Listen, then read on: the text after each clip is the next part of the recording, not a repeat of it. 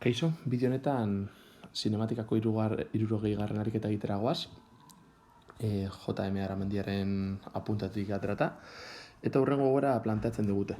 Badaukagu itxaslabar bat, itxaslabar horren altuera uretatik nortuta da 50 metrotakoa, eta pelota bat horizontalki jaurtitzen dugu.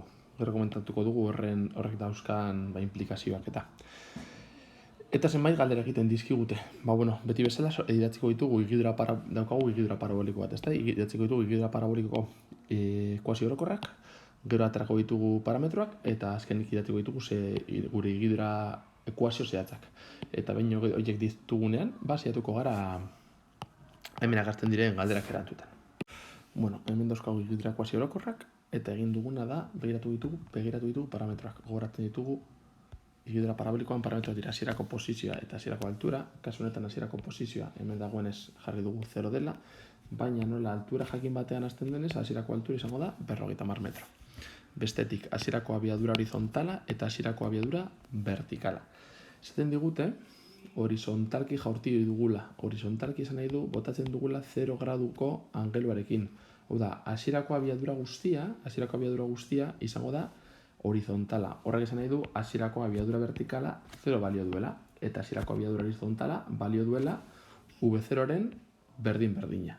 Beraz, horizontala denean, bi aukera edo 0 gradu jartzen duzue, edo zuzenen esan dezakezue, nola abiadura vertikala 0 denez, abiadura horizontala izango da, hasierako abiadura guztia.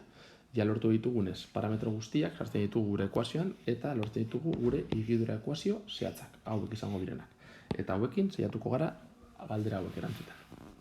Lehenengo galdera da, ea zenbat denbora behar duen, harria itsasoa ikutzeko. Puntu honetara arte heltzeko. Jakin behar dugu zein den baldintza harria hor egoteko, eta gure baldintza zein da azkenean, bere altuera 0 izatea. Bere altuera 0 izatea. Hori da, ezarri behar diogun baldintza. Eta baldintza hori, begiratu beharko dugu hirugarren ekuazioan, zergatik hirugarren ekuazioak adierazten dugulako pelotaren altuera, beraz. I agertzen den lekuan 0 bat jarriko dugu, eta hortik eskatuko dugute, eta horrek esango digu, zenbat denbora pasatu den, I berdin 0 denean. Hau da, zenbat denbora pasatu den, harria uraren kontra talka egiterakoan.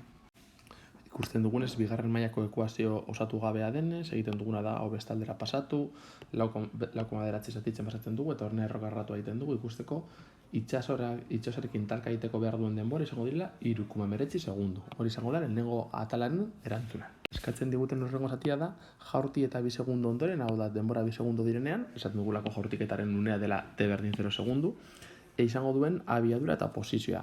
Posizioa lortzeko isa eta kalkulatuko dugu, eta abiadura jakiteko V isa eta V. Ikusten dugunez, ekuazio bakoitzean T agertzen delekuan bi jartzen badu, ikusiko posizio horizontala 40 metro, posizio vertikala 30,4 metro. Abiadura horizontala beti berdina denez 20 metro segunduko, eta abiadura vertikala negatiba -9,6 segundu.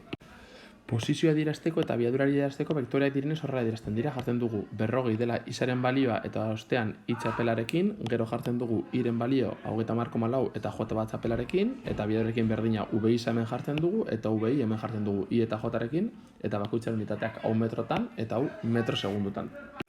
Zeatalean eskatzen dugute kalkulatzeko irismen horizontala. Irismen horizontala izango da pelotak egingo duen distantzia horizontala urarekin talka egin duenean, hortik hasierako posiziora, hau da, itsaslabarra dagoen lekura.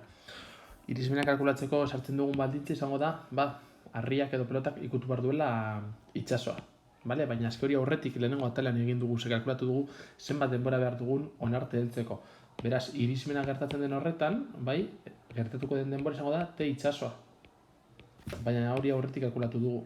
Beraz, egingo duguna da, lehen lortutako denbora hori sartuko dugu lehenengo ekuazioan, eta modu horretan jakingo dugu denbora hori gertatu denean, hau da, harria uretan dagoenean, zenbateko distantzia egin duen hasierako posiziotik, modu horretan jakingo dugu zein den irismena.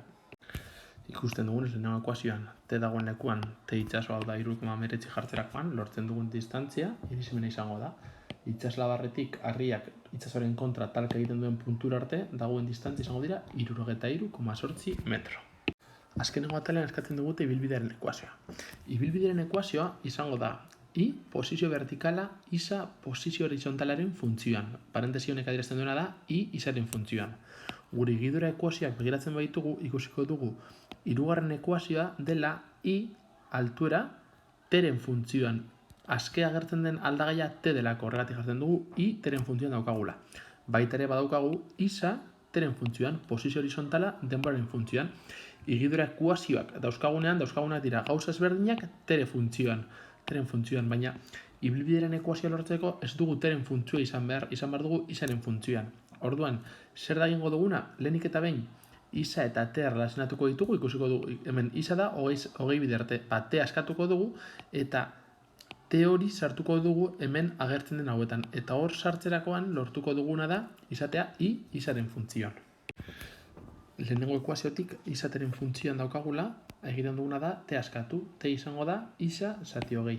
Eta orduan, t hau orain sartuko dugu, hirugarren ekuazioan, t agertzen den lekunetan, honetan baita sart dezakegu, baina bider 0 denez ez da agertuko ezebez. Orduan, isa zati hogei sartzen dugu t karratu agertzen den honetan, beraz gero karratura egin barko dugu, eta daukagu i izango dela 50 minus lau koma bederatzi, isa zati hogei karratura. Isa karratura izango da isa karratu, bat zati hogei karratura izango da bat zati laureun bider lau koma bederatzi, ematen du zenbaki hau, 0,0 bat bi post. Beraz, ibilbideren ekuazioa izango dela i posizio horizontala, posizio vertikala, isa posizio horizontalaren funtzioan, izango da 50, minus 0,1 bat bi post isa karratu. Eta ikusten dugun ezagagu i isaren funtzioan.